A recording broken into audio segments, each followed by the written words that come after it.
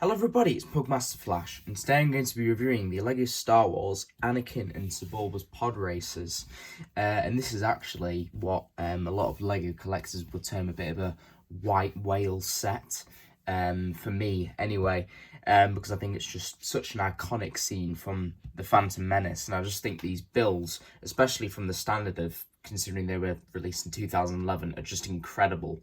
And especially Sebulba's Podracer over here, it really holds up to a lot of modern day LEGO standards, particularly since recently they released a diorama of this scene with the Star Wars theme, and I just felt like it was just nowhere near as impressive as this, because it was just like those miniature models. So let's get started with the minifigures, of course. And if you're already fond with this set, then you would probably know that this isn't actually the complete array of minifigures, because I did actually buy this set second-hand, because there is also included a Watto minifigure, which I'm sure you'll know about, considering my previous review on the channel, because he came the Sith Infiltrator, and there should also be a Obi-Wan minifigure, which is in my opinion the weakest minifigure of this set. So I wasn't too fussed about not having either of those two, because I already have them in another form. But anyway, I'll review the three minifigures I do have, and you'll just have to check out a different review for the other ones. So firstly, let's go with my favourite minifigure of this set, which is Sebulba. And he's a very impressive minifigure, actually, very unique. Certainly a brilliant update from significant update from the one that was released previously, which is just like a grey mould with no other real detailing. You barely even tell it was Sebulba, to be honest, or one of his species for that fact. But yeah, it's a really nice figure. It's got lots of detailing, lots of like ridge detailing down his legs. You've got his ears, and I think they've really got a nice consistency and balance between the grey elements and like the flesh toned and like purple elements as well. They've struck a nice balance with that. But yeah, it's very poseable. You can put him up and down. You can put him down like he's crawling along the floor like he does in the film. And yeah, it's just quite an intimidating minifigure, really, with those glaring eyes through the goggles, as you can see. But yeah, just a lovely inclusion to drive his pod racer. Just a really cool mould, which I don't really think we'll ever see again, to be honest. So, the next minifigure we have is Sebulba's main opponent in the pod race, which is, of course, Anakin Skywalker. And this is a fairly dated version of him, you could say. I mean, I actually prefer this variant over the one which was released in I believe it was 2019 Anakin's Pod Racer race, which was basically a direct re-release. But he just had like a brown helmet with goggles, like physical goggles. But I prefer this one because it's actually printed on like in the film. It's a really nice helmet print, actually. But the reason I say it's slightly dated is because of the slightly exaggerated facial expression, as you can see there, with like the very wide mouth, with like a concentrated, like stern, like expression there, and also because the flesh tone on his torso here completely does not match his actual flesh tone of the hands and the face. So that's just one criticism of the minifigure. But I think overall it's just a solid inclusion, especially with that really nice helmet he's got. And if you look on the alternative expression, he's got a pretty standard Anakin expression there, actually preferable to the one with the goggles. It looks a bit more realistic, but I think the goggles really complete the look with the other one. So there he is. And then the final minifigure I have of this set is a character we see very briefly in the film, and one who's been subject to a lot of fan theories. This is Wald, who many people, well, considering he's a Rhodian, believed he grew up to be the famous bounty hunter Greedo, who was shot by Han Solo in the cantina. But I don't think this is true. It's probably just any old Rodian, which was a friend of Anakin's when he was younger. But yeah, this is a nice inclusion. There's a lot of different alien species in this set, which is really nice to see. But yeah, you can see, especially with that head mold, it's so detailed with all the little bumps in it and the ear. You've got this like sail going along the back. You've got those like classic kind of alien, I don't know what these are, but they do give very like classic alien vibes, and just that really nice like silver detailing, kind of like fly eyes if you think about it. That's really cool as well. And the torso print's nice as well. It's got adequate amount of detail, just like with a little brown belt going across the torso. And then you can see, just pop this up slightly. You can see actually underneath you've matched the flesh tone very nicely, unlike Anakin. So that's always nice to see. And then on the back, there's an adequate amount of detailing as well. So yeah, just a nice inclusion of a Rodian. So now getting onto the actual build, we're going to first focus on the smaller build of this set, as we always do. So let's just take away this behemoth of Sebulba's Podracer, and we'll check that out in a minute. But first, we're going to focus on Anakin's Podracer. And even though it is clearly the underdog in this battle of the Podracers, I think this is still a very adequate build, especially for 2011 standards. We've got the engines are actually my favourite part about this build. I think they're very well put together. The only thing with this set, which can be a slight criticism, is arguably its overuse of stickers. Because in the 2019 version, these blue parts of the engines here were actually brick built, which a lot of people would prefer. But in fairness, the stickers do provide a tiny bit more detail of like the exhausts going on there. So that's always nice. But yeah, there is a significant amount of stickers used in this set. More than I was expecting, actually. But yeah, you can see these yellow pieces here are used very effectively. These and they're joined on with the peg pieces. You've got this like blue detailing here. I don't know if that's like an electrical detail, or if it's just like if it's printed onto the design of Anakin's Podracer. I don't know, but yeah, it's just a nice little bit of detailing, and you can tell that there's one on every single one of those. And if you want to, as in the film, you can actually adjust these to put them upwards, like so, which is a cool detail. It makes it look pretty intimidating, actually. It kind of looks like a alien flower.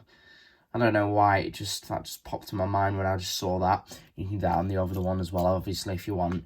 But if you want to have the more iconic design, you have them folded in as so. But yeah, I think these engine builds are really good, actually. It's got a sufficient amount of detail. I like this section back here. This is giving, it's very Podracer vibes, isn't it? You've just got a nice amount of detail with these black cylindrical pieces, just making up different parts of the engine. And then this is especially nice as well, actually.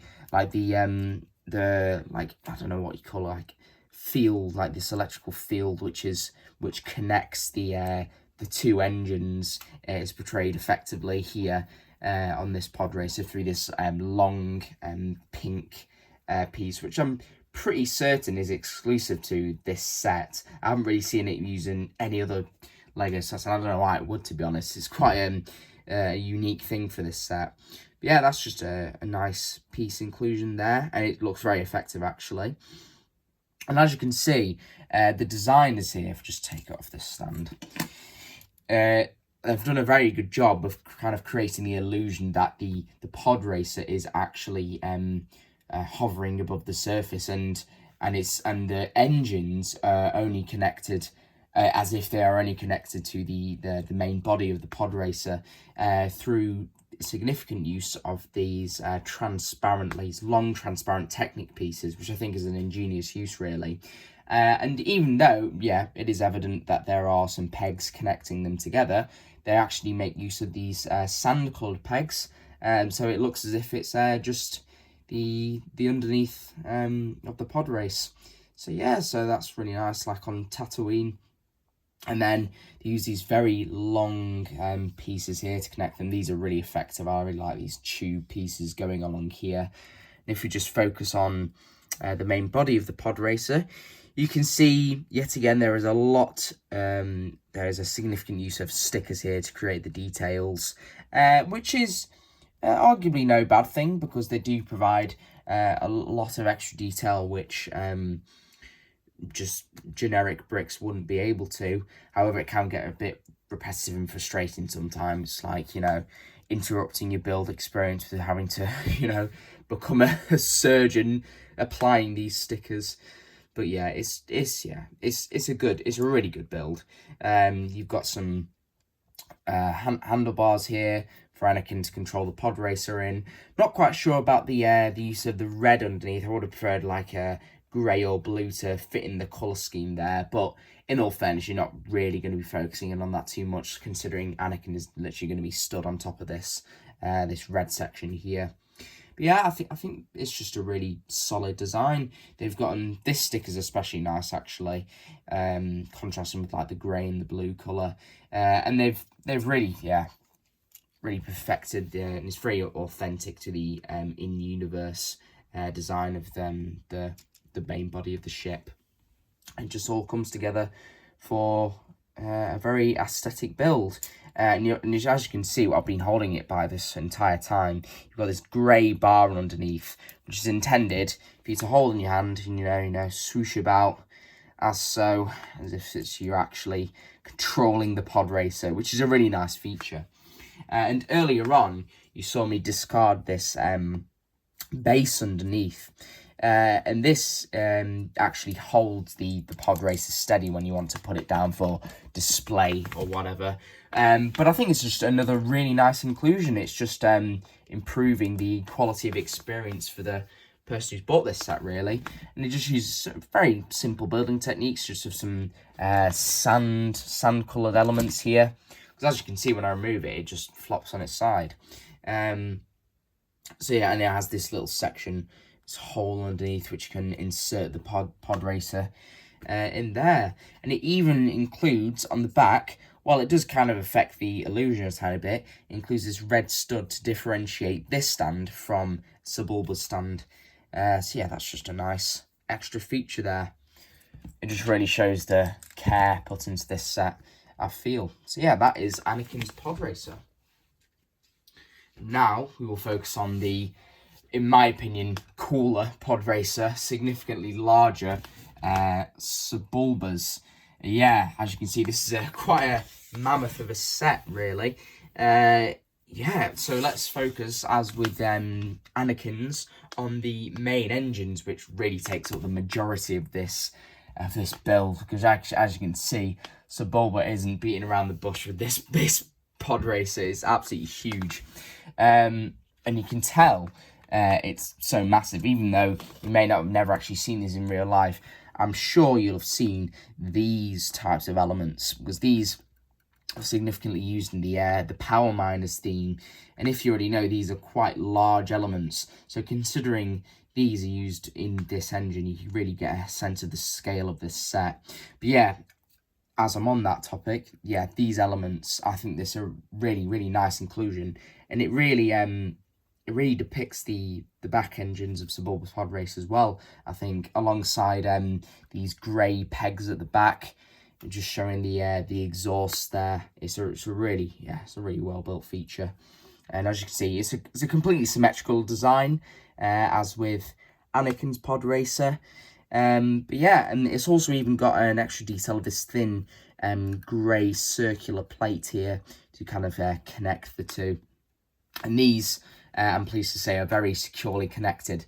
There's no kind of like drooping of these pieces here. They're very securely connected through Technic pegs into this main body here. And you can also see this element is used yet again, which is for obvious reasons. Podracers, even though it looks significantly different from Anakin's, they have this tube-like connection in common to the main body of it. So yeah, that is actually my favourite feature of this Podracer, these huge exhausts back here. So now let's focus on the these details. This kind of reminds me of I don't know, it's like an oven kind of. I don't. It's like that grate detailing here, used through a significant use of these grate pieces here. It just kind of gives those vibes. It's very menacing, actually. That that kind of X design you've got going on there, and even the color scheme as well. I know obviously Lego can't get all the credit because this is from George Lucas's in-universe design, but the black and the orange and the white, it's a very effective and menacing color scheme, alongside obviously the design of the set. So yeah, you can see the design has done a very good job here of having like a seamless X design, and even with and even through the use of this large circular black piece here, it kind of creates the illusion that it's actually connecting these two huge engines together. And yeah, it's very seamless. The use of stickers in this build is actually quite important, really, for the overall aesthetic, because it creates the illusion that this white section is going all the way across. There's quite a lot of use of these grey bar pieces, which adds a lot of extra detail, which is obviously necessary. Couple more stickers along here and there, as you can see. And yeah, it's symmetrical on both sides. You've got these circular stickers here for extra detail, which are always fairly difficult to apply. So just a quick tip, if you're building a Lego set and they have those circular place with you actually have to apply a sticker on, just stick it on a base plate like this one, and then you can line it up correctly, because I understand from experience they are quite difficult. And yeah, just going on to the this view of the model, we have some more like greeveling and detailing on here. We've got some more use of those cylindrical pieces, and even actually quite a genius move, a telephone piece on either side, as you can see. This grey element here, which is quite funny actually, but I think it actually works really well. And then, as you can see, there's also a lot of gold elements here, which is a nice inclusion, nice little splash of gold into the set. An already very vibrant build. And yeah, I think just the detailing, it kind of reminds me of the main body of in original trilogy Y-Wings. How detailed they are, and how you can see like the underneath of all the engines and all that, the electricals and stuff like that. It's just really nice detailing going on there. So now we'll just move to the main body. Before I do that, I just want to quickly point out, so you can really understand the scale of this set. This model uses not only one of those pink electrical field connectors for the engines, but two stacked on top of each other. So you know, yeah, this one really isn't messing about compared to Anakin's Podracer. But yeah, going on to the main body, we've got here. This is also a significantly larger body than Anakin's. But you've got a lot of further nice detailing just going all across. It's a very interesting build, this actually. So you've got the use of one of these. This piece traditionally used in Lego car models, actually. It's kind of like the bonnet piece. And this is kind of used in similar ways in this Podracer for Star Wars bonnet. But you've got a white sticker on there, which is a nice bit of detail. And that flows up in this white section. And then this clever use of these kind of handlebar pieces for the like the side of them. And then you've got some binocular pieces here. You notice a bit of a trend here. There's a lot of quite interesting use of pieces, but as you can see, very effective. It's just really giving the idea of this, like, you know, this rugged, man-made, or should I say Sebulba-made Podracer. And then you've got a windscreen here for the use of a transparent piece.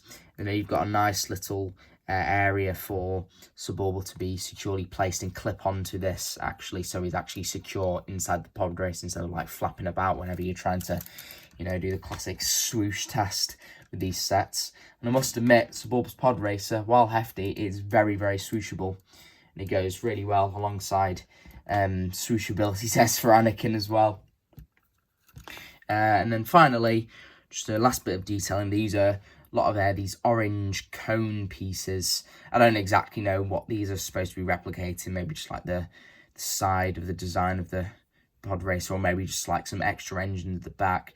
The only bit of a tiny criticism I have is I would have appreciated they actually rounded off these cone sections at the back with just one of those like smooth orange pieces which with anti-studs which sticks onto the back of these. That would have been nice, just an extra bit of rounding off. But I think overall that is a very tiny nitpick and a whole lot of great building techniques to replicate Sebulba's iconic Podracer. And as you can see, yet again, there is a significant use of these transparent pieces to create the illusion that the body is only connected to the engines. It's very nice again. And the actual stand for Sebulba Podracer here is the exact same build, actually, as with Anakin's, just instead with a gold stud on the back to signify Sebulba's colour scheme, if you really want to have them as they should be. So there we go. That is my review for Anakin and Sebulba's Podracer. I think this is really an excellent set, and it really holds up to a lot of, as I mentioned at the start of the review, to modern standards of LEGO. It's really a testament for its time. And in my opinion, by far one of the best 2011 sets, even though it was 13 years ago. So yeah, I couldn't recommend this set highly enough. I got this set second-hand on eBay, as I have with a lot of my recent LEGO Star Wars purchases, simply because a lot of the Star Wars sets LEGO are producing nowadays I either already have in a previous LEGO model, or they're just incredibly overpriced in my opinion, so I'm just waiting on many Amazon deals. But yeah, with this set, it's very expensive on the aftermarket, there's no denying that, but you can probably get a decent deal on it for about, I think I got mine for about £60 in fairly good condition. I had to buy the minifigures separately, and I had to buy a new sticker sheet because I'm very precise with my stickers. I don't trust anybody else to do them. But yeah, I think you can get a decent deal on this set if you just keep your eye out on eBay, if you're really looking for this. I think especially considering it's looking very unlikely now, 2024, well, it's not coming to an end, but it's fairly close, that they've pretty much produced all their Phantom Menace sets celebrating the anniversary, so it really doesn't look very likely that they're going to re-release a set like this anytime soon. So yeah, thanks for watching my review, everybody, and I'll see you in the next one.